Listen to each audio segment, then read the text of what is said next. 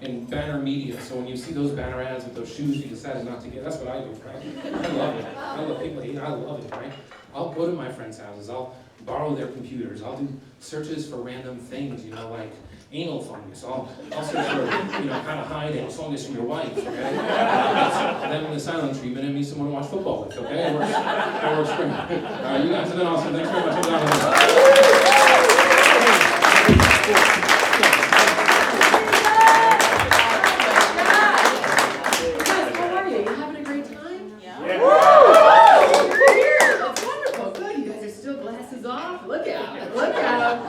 Are you moving to New York? Have you decided? I think so. All right. The show did it. All right. Wonderful. I am so excited to bring your next comic up to the stage. He just finished an off-Broadway one of his one-man show. He's absolutely fantastic. Please put your hands together for Adam Stroud.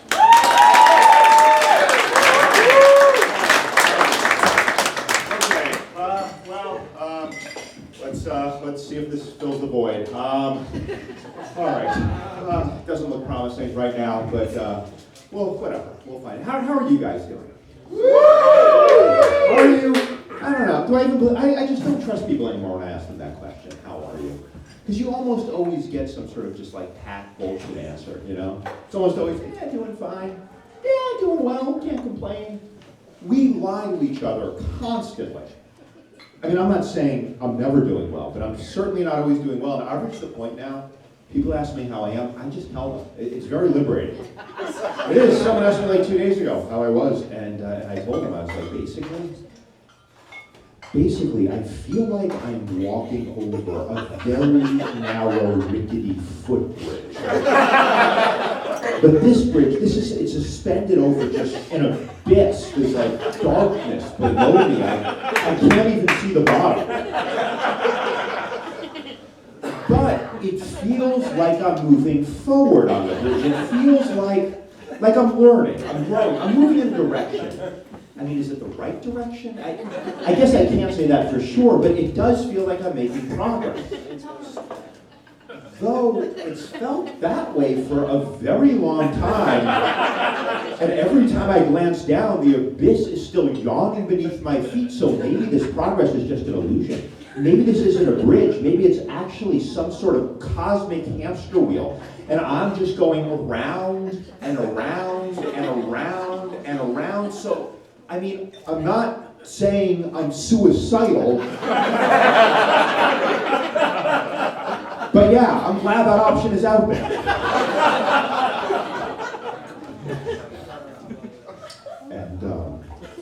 And they were like, we value you as a Verizon customer.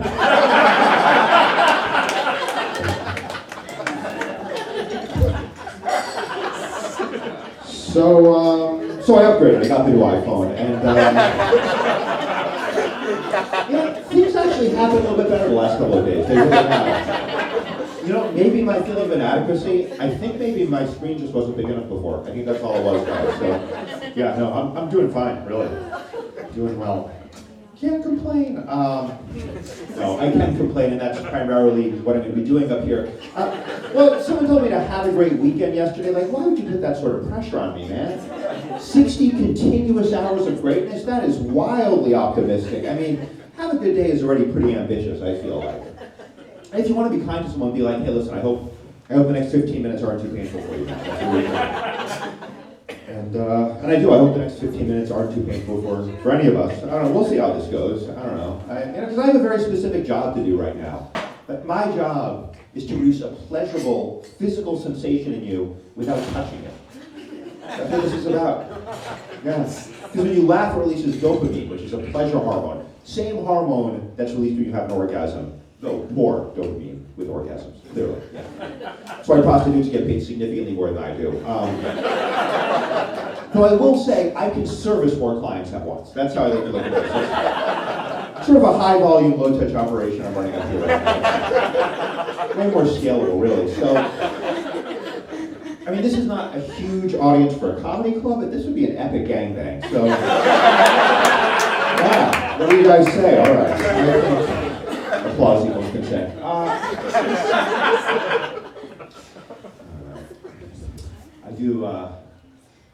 I do complain. I mean, I don't have the easiest life in some ways. I have obsessive compulsive disorder. I don't know if anyone has OCD. Just raise your hand 6 times. It's This is not a good city to have OCD either. We have to deal with the subway here. I feel like the MTA's official motto at this point should just be, how the fuck else are you gonna get there, bitch?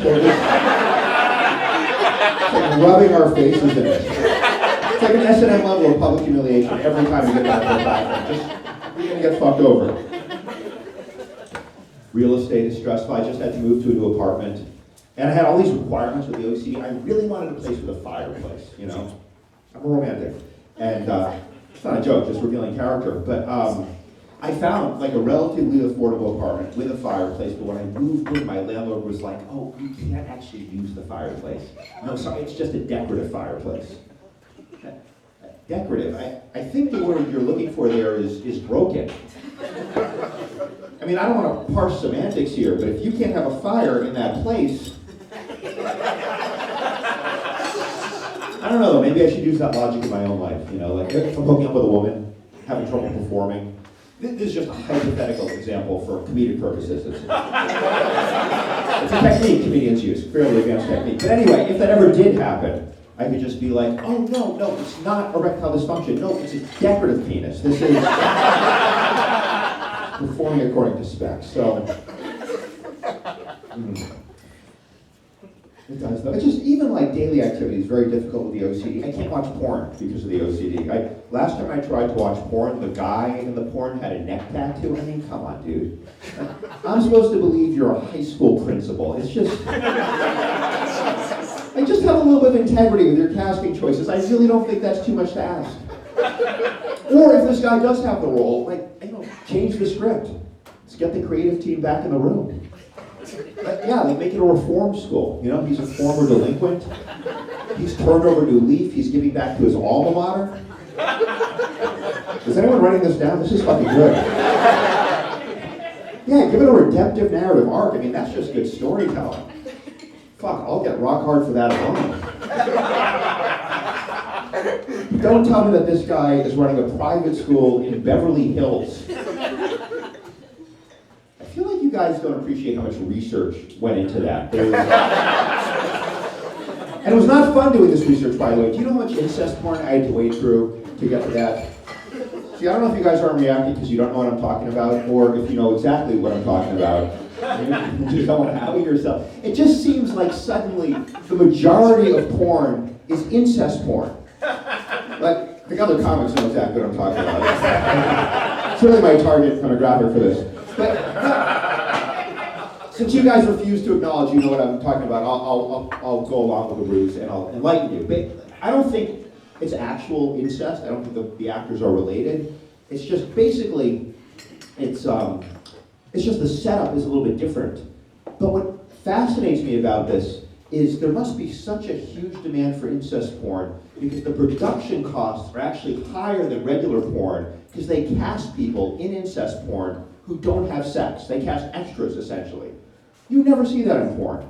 The pizza delivery guy never comes by and the woman's like, I don't have money, how can I pay you? And he's like, well, you can Venmo me later. And she's like, all right, what's your email address? And then he leaves. That never happens. But in incest porn, they'll cast actors to there's no punchlines coming for a while, by the way, so don't come to that. You're looking like expecting, like, oh, it's going to come soon. No, it's really more of a lecture on the macroeconomics of porn. In incest porn, they hire actors to play the parents who don't have sex. You never see people in porn who don't fuck. They'll hire actors to be like, well, your mother and I are going to church. I hope you kids behave. Like, that's their only role. They're incurring greater production costs. So the question that no one else is asking themselves, but is what is driving this demand for this incest porn? And honestly, guys, I think it's Russia. I really do. Yeah, I do. I think this is part of Putin's plan. Basically, he floods our internet with incest porn. A generation of kids grow up thinking incest is hot. They have incest. They produce genetically wonky babies. Yeah.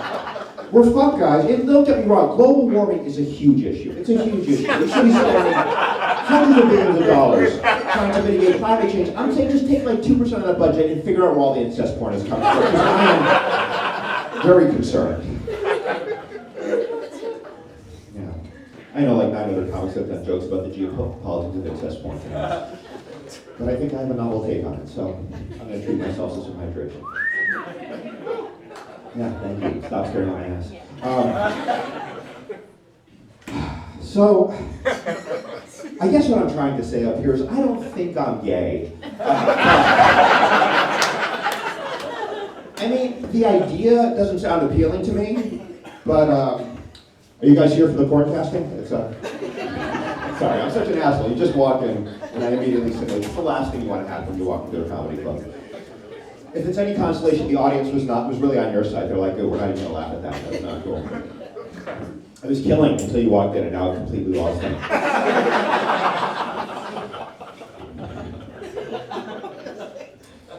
So the point is, well, you came at the important point, which is that I'm not gay. We don't think. You know, the idea doesn't sound appealing to me, but sushi didn't sound appealing to me, so I don't know, that doesn't really mean much. So I guess one thing about having a penis, it does sort of clarify your sexuality in a way, because it gets aroused what it likes. Like, the hard penis, really the original evolutionary thumbs up, if you think about it. So I don't think. I don't know. Seriously, every time you give a thumbs up on Facebook, really what you're saying is, this made me a little bit hard. Got a little bit hard for this one. If I did turn out to be gay, like I would actually be happy about that. That would be a huge victory, to find something new that I love at this age. Like, that doesn't happen anymore. Because when you're a kid, everything is new and exciting. I have a 3-year-old niece, and she is so excited about purple. The color just makes her happy. She just thinks of it. She doesn't have to look at it, and she fucking loses her shit. Yeah, we don't get that anymore. I told a cogent joke about incest porn that brought in politics and economics. You guys, you weren't even impressed by that. So it's not your fault. We're all jaded. But so to find something new I love at this age, if I love dick, that would be amazing. I mean, the last thing I discovered that I really love was 4 years ago. I realized Brussels sprouts are delicious. They really are. I didn't know. The last thing before that was probably ketamine was the last thing before that. So. Ketamine. Are you familiar? I'm not going to inflict another TED Talk on this audience, but we can. But try it. I'm sure most of the comics have it.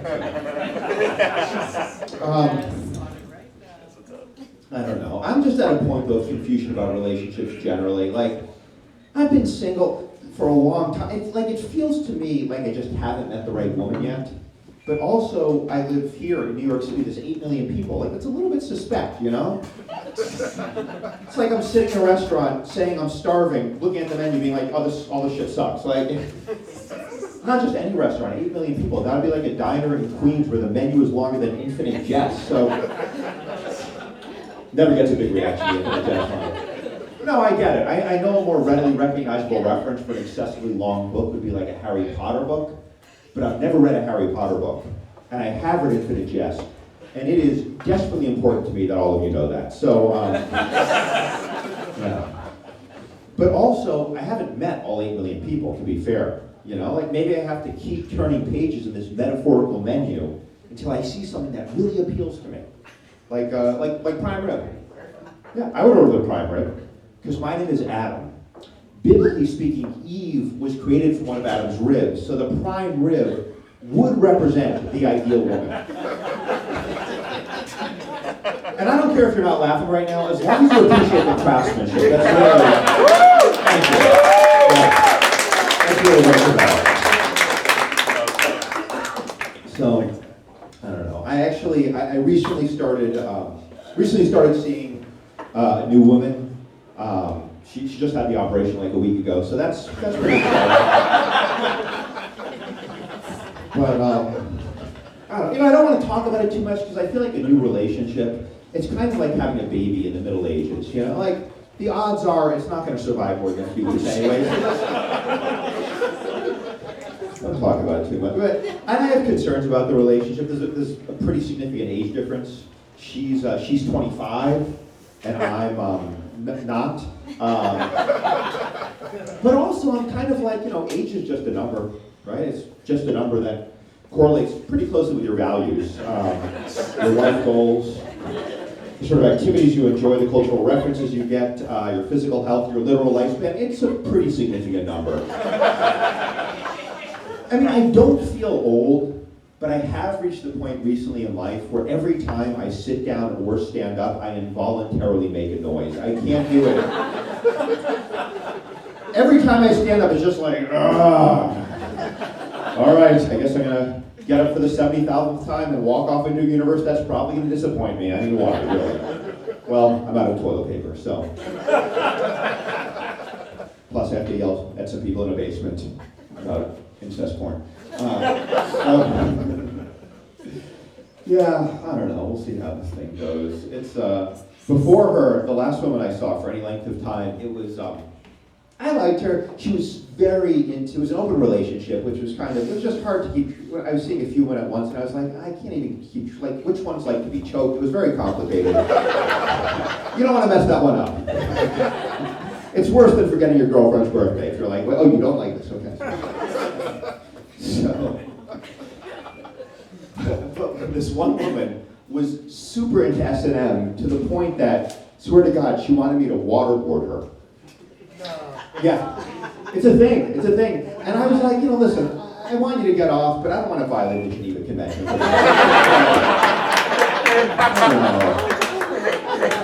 Just because you're rejecting father made you confuse love with punishment, I feel like I don't want to get called in front of the Hague. That's I feel like a war crime. It's not a misdemeanor. You're going to go on your permanent record. So I don't feel about that. Who knows? Where am I going to go with this?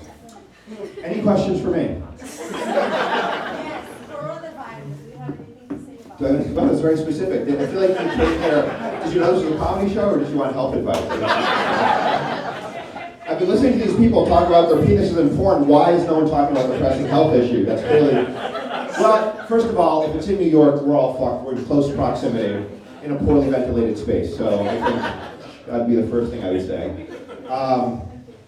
What do I have to say about it? I'm concerned. I'm a comic, so there's a lot of people who travel from all over and talk into the same microphone I'm talking into right now. It's a pretty big risk factor. Yeah, I think it could get bad. Not comedy gold, clearly. Does anyone else want to shout out a really scary topic that everyone has a lot of concern about? And I will just reinforce those concerns. What are your thoughts on that? Are you worried? No? You don't want to contribute?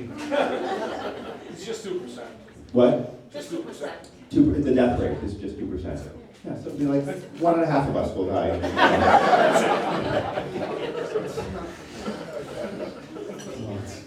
It'll be okay, as long as it's not other comments. No. Yeah, I don't know. It's it's tough because like everyone else, I enjoy a good bat every now and then. I really like to. Do you guys know that's how it started? People eating bats. What? Not confirmed. Okay. Well, thank you for fact checking. That's the reaction you want when you try to say something funny in a comedy club. You want most people not to laugh, and then someone to undercut the actual premise. The thing you said that wasn't even successful. So, all right. This is going great. Any other questions? What do we have time for this? Yes. Would you rather have? All right. Yeah, go for it. Yeah. Nipple-sized penis or penis-sized nipples? Well, you don't know how big my penis or my nipples are. So. You're presumptuous. I feel like penis-sized nipples would. Things are weird, but what? How long have you been like holding this in reserve?